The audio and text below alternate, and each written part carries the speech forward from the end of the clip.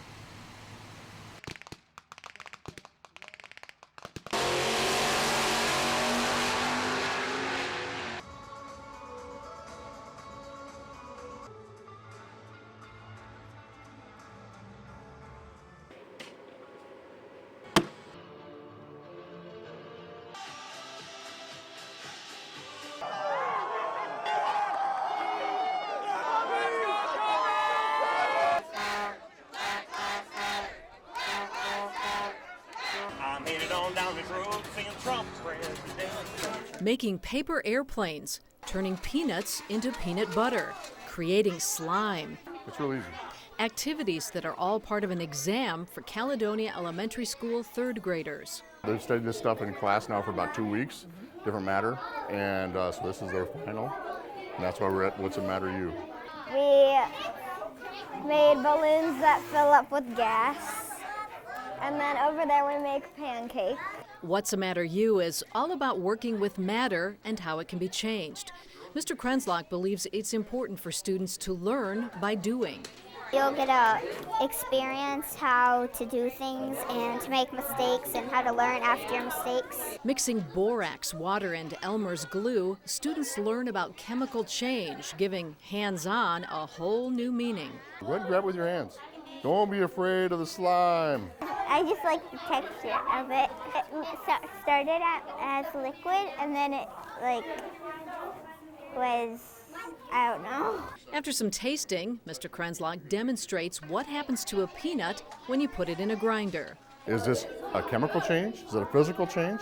Has a peanut remained still a peanut, but just in a different form? They thought it was a chemical change, but actually it's a physical change. Why is that? Because if you grind it up, it's still a peanut, so you're not changing it in any way.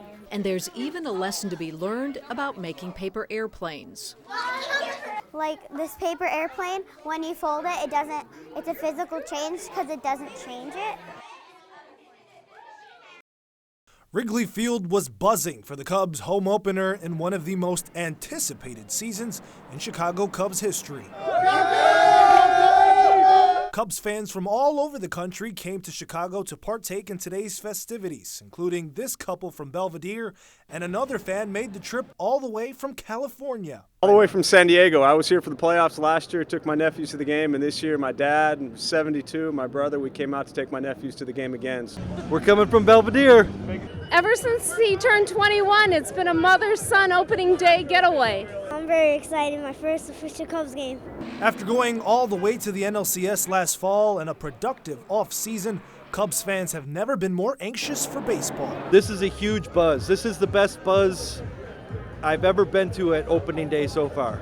There is World Series fever in Chicago, itching to end its 108-year championship drought. They truly believe 2016 is their year. I think they can win the World Series. That's all we want. We want at least one. This is the year for the Cubs. I know we say this every year. We've got the new stadium coming along. We've got the new clubhouse that opened up this year. This is the finally the year for the Cubs. This is the year we're going to do it.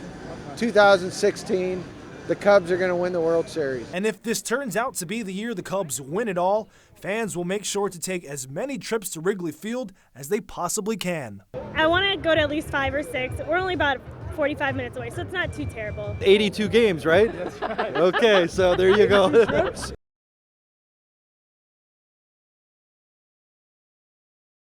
These are images shot by a victim of the EF4 tornado just seconds before rushing to safety on the evening of April 9th. The sirens kept going, and we knew something was really up. We'll see that one over there where the Lauren Hinchy, now standing next to her husband John on their porch, recalls the day of April 9th. They were in different places, but both about to witness the same destructive tornado. Lauren was at Lincoln School for an open house with students and their parents. That's when she first saw the tornado and called her husband John, who was at their home. Tornado's coming, you need to go to the basement, it's going to hit us. And he goes, it's fine, it's sunny here, Lauren, it's not. And he goes, maybe it's getting a little dark. John went out on his front porch.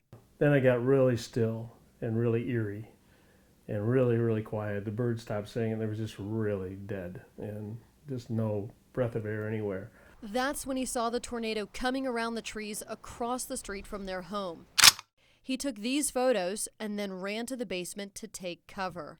As it went over top, I actually was almost in fear for my life. I really didn't know if I was going to make it or not. He waited in the basement, holding onto a pole as the tornado passed overhead, shaking the house to its core. The sound of gravel being dumped above him. What he would come to learn was his chimney collapsing. After the house was still again, he called his wife. He finally gets through and he says, Lauren, it's really bad. We lost everything. And so then I just took a breath and just kept driving. They spent that evening in their house in a room that remained virtually untouched. It would be their last night in their home. The next morning, the support from friends and strangers alike was incredible. The agriculture community is yeah. Oh, that's just what people out here do. Yeah, they just pitch in. There's a disaster, they just show up. And you may be arguing over the fence line, but they're the first one there to help you. Yeah. The Hinchies spent the next several months in a camper with their 2 dogs, who also survived the tornado. The machine shed was rebuilt first, acting as an added shelter during the winter. Their new home not completed until a few weeks ago. Now only a few signs around it of the destruction which happened in this space. Some barns still need to be replaced and remnants of the tornado still left, but this couple is recovering, relying on each other. John and I said, you know, if it had to hit a couple people's houses along the way versus a whole town, we were glad we were picked because, you know, it's okay. We're okay. We're back on our feet. We're doing what we need to do. It kind of renews your faith in your absolutely your fellow man. You know that people drop whatever they're doing at the time and they come and help.